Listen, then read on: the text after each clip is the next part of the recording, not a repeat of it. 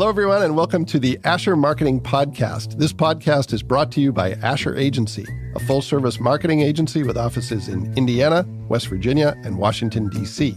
For nearly 50 years, Asher has helped our clients tell their stories, reach customers and prospects, and stand out from the crowd. To learn more about how we can help your company, visit asheragency.com or contact us at hello@asheragency.com. My guest today is Cortez Strickland. Cortez, thanks for joining us. Oh, anytime. Thanks for having me. Yeah, well, you have a really interesting career path, so I want to get right to it. And I'd like to start by asking you, when did you start thinking about careers? For some people, they know when they're, kids, what they want to do. Some of us, myself included, didn't find that out until much later in life. But when did you start thinking about careers? What jobs were you thinking about, and where did you go from there? I think for me, it started like the very first day of going into beginning news writing as a freshman at Alabama State University. I always loved sports. I was a big basketball fanatic, and the light bulb went off like, wow, I could make a living off writing and going to basketball games and maybe potentially being a columnist. So that was my dream, like to be an NBA columnist. I wanted to just be an NBA columnist, and that was my dream. So I chased that as long as I could. Okay. And so did you grow up in Alabama? Is that what led you to ASU? No, I grew up in Michigan. Michigan. Okay. So how'd you find your way to Alabama State? Oh, so I ran track. I was a track okay. Yeah, so that's how I got to Alabama State. I ran track. By the time I became a junior, it just became too much of, workload and, school and practice. And I just wanted to just be a regular student. So By the time I became a junior, I was like, I'm done. I just want to just be a student. I just couldn't handle the pressures of being a student athlete and, trying to work and things of that nature. Just give it a break. Yeah. Well, if my recollection is correct from looking at your LinkedIn profile, you started your career with a really well-known name in sports, that being ESPN. How did that happen? And talk a little bit about the work that you were doing there. So ESPN they were out recruiting, and I happened to get in contact with one of the recruiters. And it was a funny thing is that they had a job fair at Howard University, and we just happened to be going. So we went up there, and I realized, like, oh, that's the guy I've been communicating with over email. So he was like, hey, I didn't know you were coming here. He gave me an interview right there on the spot, and he offered me a job. Their production assistant program, which it was like a program that they would bring in, soon-to-be graduates for. It was a 9-month program, and if you kind of fit the bill, they kept you on as an employee. So that was my way of getting in. But I never wanted to be, in television. I wanted to just be writing. So for me, it was a way to just get into ESPN and try to finagle my way into a writing position. So that's how I got into there. All right. That's interesting. So it was what for some people might be a dream job, but for you, it was just a step in the direction toward what you really wanted to do. So from there, it looks like you went on to do some sports reporting and some editing and then some work on the journalism side in Northwest Indiana. Walk us through those stages of your career. And then what I'd like you to do, if you don't mind, is pivot to how and why did you end up pivoting away from sports journalism, and where did that take you? So when I got to ESPN, I really, coming out of college, you think you know everything. And then, you end up at a company like ESPN where, I'm dealing with my coworkers. They're coming from really established journalism schools. So I'm dealing, I'm with, coworkers from Northwestern, Arizona State, Missouri, Syracuse. And I just didn't have the experience that they had. So for me, it was an opportunity to just step away from ESPN and really learn how to be a reporter and a better journalist. So I had an opportunity to take a weekly reporter job at Alabama. And I think that was one of the best decisions I could do, because if you ask anyone to say, hey, how did you go from ESPN to working at a weekly newspaper? But for me, it was the opportunity to really hone my craft and really learn and be a better reporter and a better journalist. And from there, I'll probably say maybe a year after being there, I got promoted to the daily newspaper, which was the Montgomery Advertiser. And I was helping out with some of the beats. So I was helping out with Alabama coverage, Auburn football coverage. I was the prep writer for one of our larger communities. And so that's how I really got into the mix of it. But after a while, you started to see like this change, this shift in journalism. Like the newsrooms were getting smaller, it became less about interesting stories. It became more about clicks. And for me, it it was just, it was time to leave. But, when I moved from Alabama to Indiana, and I wanted to give journalism another try. So I got on with the Northwest Indiana Times, and it still was the same. I got there maybe 2 months after I started. The editor who hired me, the sports editor, got laid off. And I was just like, yeah, I need to get out of here. This is yeah. It's not going to work out for me. So that's how I ended up at Ivy Tech. That's the real reason I ended up at Ivy Tech. I was really figuring out how can I take my skill set and transition that to just another entity. Okay. So was the move to Times in Northwest Indiana, was that looking to get closer to home? In a sense, so me and my wife, my girlfriend at the time, we were doing a long distance relationship, and she had just took a job at Purdue Northwest. Okay. And it just made sense for me. I was just like, all right, I'm really, this newspaper thing just isn't working out, but I'm willing to give it another try and just, work on our relationship, closer. And it was, like I said, it was one of the best decisions I could have made. Yeah, well, and there's been a lot of guests on the podcast who made a similar switch, and we could spend all the time we have together talking about the changes that have happened with the media and how that has created sort of this new legion of PR folks who are from a media background, yourself included. So pretty common story, and we could maybe agree that it's an unfortunate thing that the media has shrunk, but certainly it's led to opportunities for folks like yourself in PR.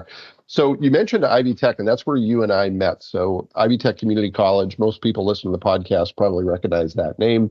It's Indiana's community college system. And Cortez, you were there for about 4 years. Do I have that right? Yeah, a little bit over 4 years. Yep. Okay. And what was your role at Ivy Tech? If you can talk a little bit about the work you did there and where you were at Ivy Tech and what your role was. So when I started, I was the assistant director of marketing and communications at the South Bend Elkhart campus. And maybe about 2 years after being there, I was promoted to director. So that's how I went from assistant director to director at Ivy Tech. But Ivy Tech was great. It was my first time really understanding what it is to be a marketer, doing marketing enrollment. And so I'm glad I had that opportunity to really learn what it is to, understand enrollment marketing. Yeah, well, and I'm glad you made that distinction because a lot of folks think PR and marketing are synonymous, but as you know, and as I've learned over the years, they're very much not. PR is one facet of it. So it sounds like you had a great experience in learning other skills that marketers need to have. And then you made another change where you went in a completely different direction, it looks like, into the world of gaming. What was the precedent for making that change? And then tell us a little bit about the work you did there. It was kind of twofold for me. So there was a leadership change at Ivy Tech. And, I think, when new leadership comes in, changes, typically happen. And for me, it was just, to try something new. So when the role came available with Caesars, it was a brand new position. They never had anyone that had done PR. And to be able to, do PR in the Chicago market, that really, did something for me. It made me more interested because, I could build something, from the ground up. So that was the reason I went to Caesars, to have the opportunity to work in the Chicago market, to actually see did I have what it takes to do PR in the market, such as Chicago, and also to build that role, to be the first person to ever do it at that property was one of the things that really gleaned into. All right. And then you pivoted back to education, and including where you are now. So tell us, and then we'll talk about the organization you work for today, but tell us a little bit about that pivot back to another community college and then to Birmingham. What preceded those changes and what's that transition been like for you?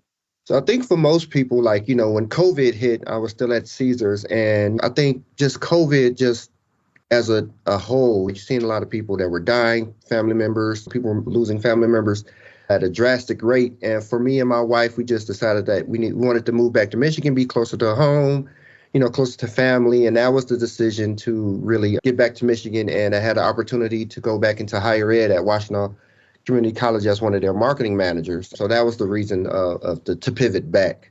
So it wasn't really did I want to or not go back to higher ed? It was just more about COVID and how my wife felt about, being closer to family. And so I had the opportunity to come back to Michigan. Yeah, so right opportunity at the right time then. Definitely. Yeah, yeah. All right, so let's talk about where you have landed now, and that's with the Birmingham Public Schools system. And we've had folks on the podcast, a couple folks from Fort Wayne Community Schools, which is the public school system here that is local to where our business is headquartered. So we've heard a little bit about that world, but tell us about the world of being a marketer in secondary education. What's that like? What is Birmingham Public Schools all about, and what's your role with the organization? So my role is way more deeper than working at Ivy Tech or my previous positions.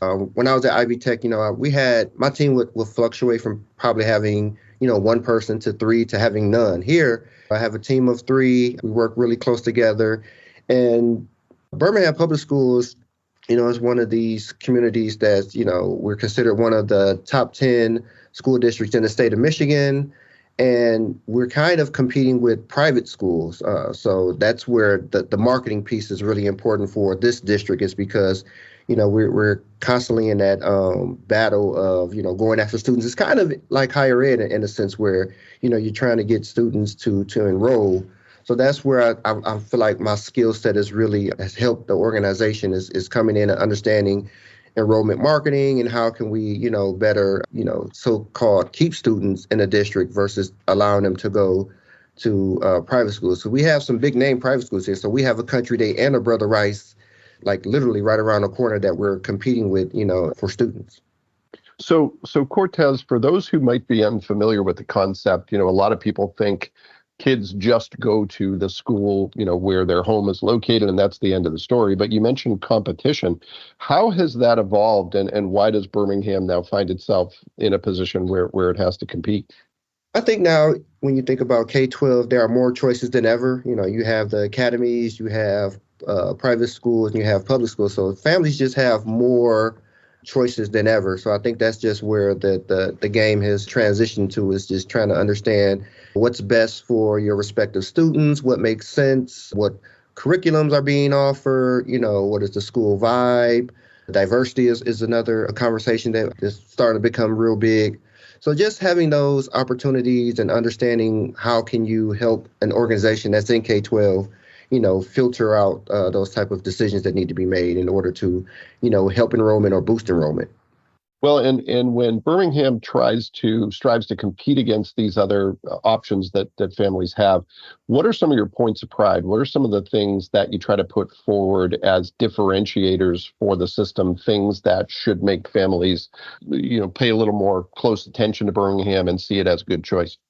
So I think the thing that kind of separates it is that, it's perceived that only private schools, especially, private schools with the name or the cachet of a Brother Rice or Country Day, is that, they're going to get you to the Ivy League schools or the Michigans or, just the bigger name universities. Whereas, here at Birmingham Public Schools, we have students that, that are going to Harvard, Princeton, University of Michigan, all the big names, Northwestern. So I think it's just trying to let parents understand that your student, it really doesn't matter. I wouldn't say it doesn't matter where they go to school at, but we can get your student to the Ivy League or their dream school, just like any other private school would have that opportunity to.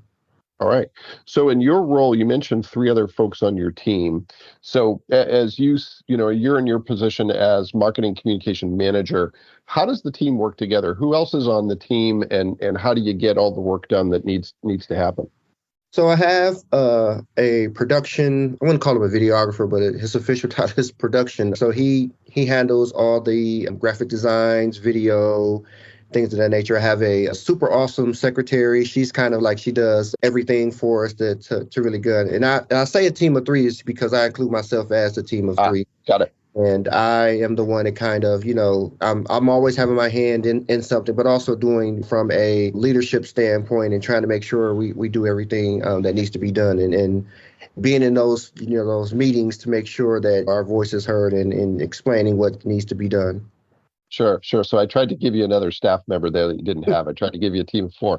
And let's talk about some of the things you've been working on. I understand that you recently launched a website that's gotten some nice accolades. I think you posted about an award that you received there. So congratulations on that. Now that work is maybe a little bit behind you, not that a website's ever done, but maybe the heavy lifting is done. What are some of the things you're focused on, some of your priorities moving forward? I think my priorities now are starting to focus to preschool. So the state of Michigan is trying to implement universal pre-K for the entire state, but they're kind of a couple of years away from doing it. So it's kind of a soft launch as of right now. So one of the things that we're doing is we're trying to implement a pre-K program here at Birmingham for 4-year-olds. And that's something that we're really starting to glean into and figure out how can we lay the bones now. So that way, when universal preschool becomes, a thing for the state of Michigan, we already have those wheels in place and it's already a rolling opportunity for our community. Sure, and I would imagine one of the reasons that you want to be able to compete well for those students is once you get them in as preschoolers, much more likely they're going to persist with Birmingham and stay on board. Is that correct? Yeah, that's kind of the thing for all K-12 right now is trying to get, make sure you're holding on to your population, so to speak, as much as possible. And so, because I think the thing is that most families, once they get into a district and they're comfortable with that, no matter what, if the drive is an hour away, if they're comfortable with that, that's where they stay. So we're trying to make sure that families who come to the district or are interested in a district, come in as early as possible, and we keep them all the way through graduation. Yeah, well, that's great. Well, Cortez, I want to pivot to some more quick hit questions, some of the things we've touched upon, but would like to hear about from you in a little more detailed way. And one has to do with careers. You started in one direction, you pivoted to a new direction, you've worked in other states, you've worked in a variety of different industries. From all of that, what's your biggest takeaway about what it takes to be successful and fulfilled in your career? If you were giving somebody advice about how to have a happy, fulfilling career, what would you tell them? I think I always say just try to stay ahead of what's coming down the pipe. I think for me, so one of the things that I'm really proud of myself was that when social media and journalism were kind of like having that conversation, we can really, promote our stories through social media. So for me, just having my own personal social media, I knew exactly what to do. I had some older coworkers that kind of like really struggled with social media and how to connect the dots with, promoting their story from a marketing standpoint. For me, it was just something like, I know how to do this. This is pretty simple. So just leaning more into just trying to figure out what's the next thing in that industry that you're in and just trying to make sure that you connect those dots to make sure that you're not outdated, so to speak, in a sense.